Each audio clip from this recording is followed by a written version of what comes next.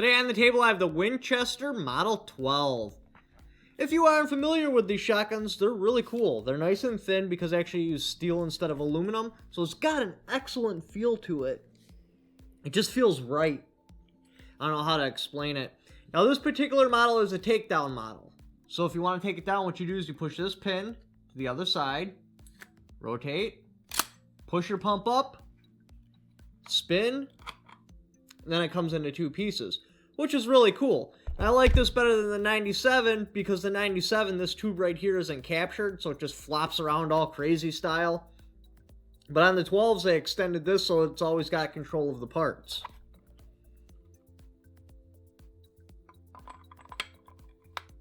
Myself, because of how I run my shotguns and stuff, I would much rather have a solid frame. Because as they start to wear, you'll get slop in between there. Definitely something you always want to check when buying your Winchester Model 12. See if you got any slop right there. This one, I wouldn't say I overpaid for it, but I basically paid retail. I had done a survey earlier. This is the results. And I was going to shoot a video with it, you know, one or two, just kind of do a show and tell, and then put it on the shelf. Or two, I was not going to touch it at all, just put it on the shelf, let somebody who enjoys a historical shotgun get it. Or three, make a trench gun.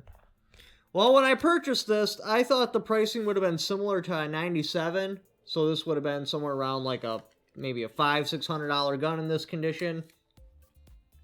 After I purchased it, I realized I overpaid by about $50.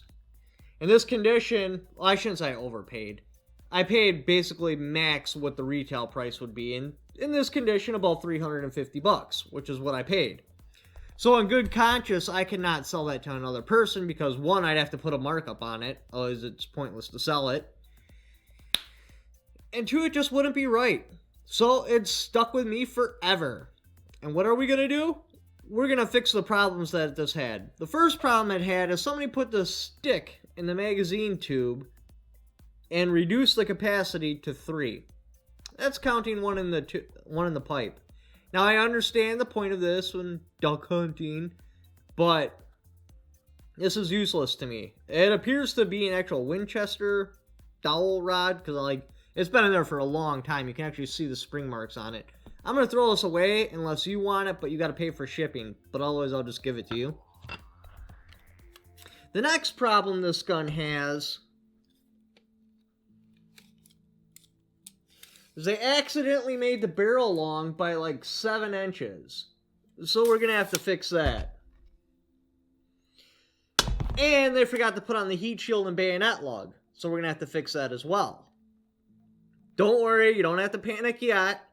Because of the whole booga flu, I can't get parts right now, so I can't do anything with this at all. And it does need some parts. Like these magazine cap screws, somebody must have went at them with a butter knife. Because they're all messed up. They need to be replaced. Then on the bolt, I'll roll on a picture, but there's supposed to be a little hook right there. And what that hook is going to do, let me demonstrate it.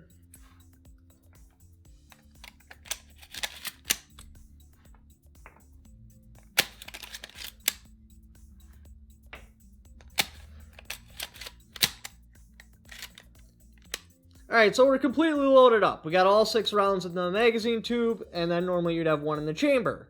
That hook is supposed to prevent, I don't want to smash my finger again, that from happening. And looking at it, it looks like somebody intentionally hit that thing with a file. I'm assuming it was the same person that put the stick in the magazine tube, and they were like, oh, I'll just get rid of that because then it'll make unloading it so much easier when I don't shoot at anything. And it'll make loading it easier because then I don't have to overcome the hook. The shell's going nice and easy. Unfortunately, then the shotgun likes to unload itself. So that's not cool. I might be able to reprofile that with a file because it's supposed to have a 90. It's supposed to look something like this. And your shotgun shell would get hooked on it and it would prevent that from happening. Well, they got it profiled so it's more like this, like a ramp. So your shotgun shell just files up the ramp and flies out. So I may be able to reprofile that with a file, but always I'm going to have to get a new bolt. Which sucks, because that's like $200.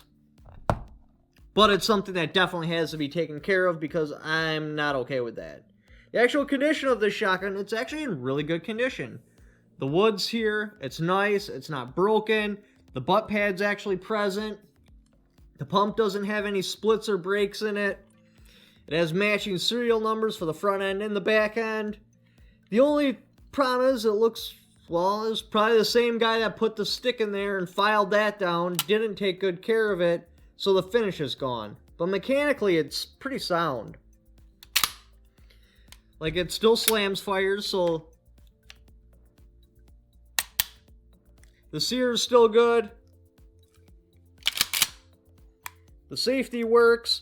And that's another big plus to these older shotguns, is they're actually drop safe. I have another video I'll link at the end of this one explaining why shotguns are not drop safe. No, it's not because there's a floating firing pin. That's the dumbest thing I ever heard. Watch the video if you're not sure why shotguns aren't drop safe. Anywho, so they got rid of slam firing. I've heard several stories why this has happened. One of the stories that I heard that sound pretty credible is, so a full auto is described as one fire, more than one fire per trigger pull. If I just hold this trigger, I can empty the shotgun. That's one trigger pull, and I have fired more than once. So one of the stories I heard is that the ATF got on them, and they're like, hey, that's a full auto. Yes, you're pumping it, but you are still firing more than one shot with one trigger pull. The second story I heard that seems pretty credible, because I've heard it repeated a bunch of places. Alright, so the cops are going to do this felony arrest or something like that, and a bad guy comes out, whatever, I don't know the details, but for whatever reason they decided lethal force was necessary. He shoots that bad guy, his heart's racing and stuff the whole time he's holding the trigger. He finally calms down. He goes to reload his shotgun. Boom! Blasts his partner. So it's some sort of safety issue.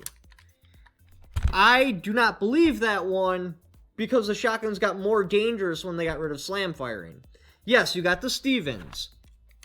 So the older Stevens, if I hold the trigger and then I pump it forward, the hammer follows the bolt, the shell does not fire, but then if I go to fire the shotgun, I have a dead trigger. It doesn't go bang like this one. This one, if I hold the trigger, it'll still go bang. I'll never have a dead trigger. So that wasn't cool. You can't have a dead trigger. So then what they did, which I go into great detail in my drop safe video, you could have done like an M16 style trigger, an AR-15 style trigger where it's got a dual hook, one side spring loaded, so when the hammer would come back, it would hook on the spring loaded one, you'd let go and it would catch the other one. Well, for whatever reason, I'm assuming it's just cheaper, they got rid of the second hammer. So the hammer, or the hook that actually holds the hammer, also is the reset, so it's spring loaded. So if you hit it on something hard, that spring could compress and it could let the hammer go. This does not do that. The trigger goes directly into the hammer. So if this is on safety, this physically cannot fire unless there's a broken part inside. That's the only way it can fire, is if there's something actually broken. Otherwise, this is totally drop safe. If you put this on safety, that hammer cannot drop. There's a piece of steel wedged in there preventing it from dropping. So like, I could butt smash a commie and I wouldn't have to worry about it. I could put it in my car and go down a bumpy road and not have to worry about it. I could have it in the trunk and not have to worry about it, which is appealing to me. I don't like the possibility that my shotgun could tip over and discharge, or I could have it in the trunk of my car and it could discharge and put a new hole in the side of the car. Would I ever carry one in the tube? Probably not, but I still want my shotgun drop safe. What if I'm hunting or something and I have one in the tube and I accidentally eat shit and I go down and it discharges because the butt digs into the ground even though I wasn't touching the trigger, because I felt it was at a weird angle and I happened to shoot somebody that's hunting with me. I like drop safe shotguns. It's just the way I am. So where this project is going to progress from here, I'm going to try to fix the bolt myself.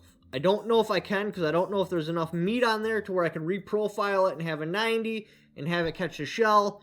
It's a real shame, because looking at the condition of this, there's no way they put that many shots in here to wear it down. Plus, looking at it and how smooth it is, some duck hunter profiled it himself with a file. Because, I mean, they're only dealing with 2 shots in the magazine tube, so it's not really that big of a deal. And then it would make it super easy to unload. You just push in the lift gate and it starts unloading itself. So that's something I got to take care of. Then I got to fix these. We'll be doing a bunch of shooting videos with it. And then we're going to make a trench gun. And I've got to have a Winchester Model 12 trench gun because I have a 97. Unfortunately, I am not going to pay $17,000 for a trench gun. And a viewer had actually sent me a book, How to Authenticate Trench Guns. I've seen YouTube videos where they're proud of it and they've paid thousands of dollars. And there's stuff on there that shouldn't be. A lot of it has to do with the cartouches. That's always a dead giveaway, because they would send the shotgun to the military would inspect it, and then they'd put the cartouche. So it should be through the bluing, and it should be raised up. Seen a YouTube video where it was polished down, and I know that guy paid like 10 grand for that shotgun. I'm like, ooh, you bought a fake. Or I see him on GunProker, 100% correct, and just scrolling through it and then flipping through the pages in the book. I'm like, nope, that one's probably a fake. And even if it's not a fake, you will never be able to authenticate it because that stuff is not correct. So I will never buy one. So I have to make a clone. How I'm going to make the clone is obviously it will get all trench gun parts. I might leave this on here just so in the future it's easy to identify that it's a clone. I don't know. I mean, yes, the serial numbers are wrong, but it could have been a World War II trade-in shotgun where they converted into trench guns. And that's where it gets pretty weird and why it's so hard to authenticate them, because you don't know. It very well could have been in war, even though nothing's correct. So, we're going to install a bayonet lug, the heat shield, put the sling swivel on here. Because I think these are Vietnam style, so I don't know if it's supposed to have a web sling or one of those old leather slings. I'll leave in the comments below because I'm really curious about that. Like, should this, to be as close to correct as possible, have a web sling or a leather sling? Then, after we get it all done, everything's 100% mechanical. Everything's sound. I've replaced all the springs. Everything's good to go. I'm going to send it in and I'm going to get this completely parked. I'm going to go with a green parkerization. It'll kind of look similar to this finish, but it'll be parkerized. I also don't know where to get that done. So if you could let me know where I could get the shotgun parkerized, that would be awesome too. Because it will get parkerized like my 97. I just don't have a clue where to do it. Anyway, hope you liked my little show and tell video. One more quick look at her.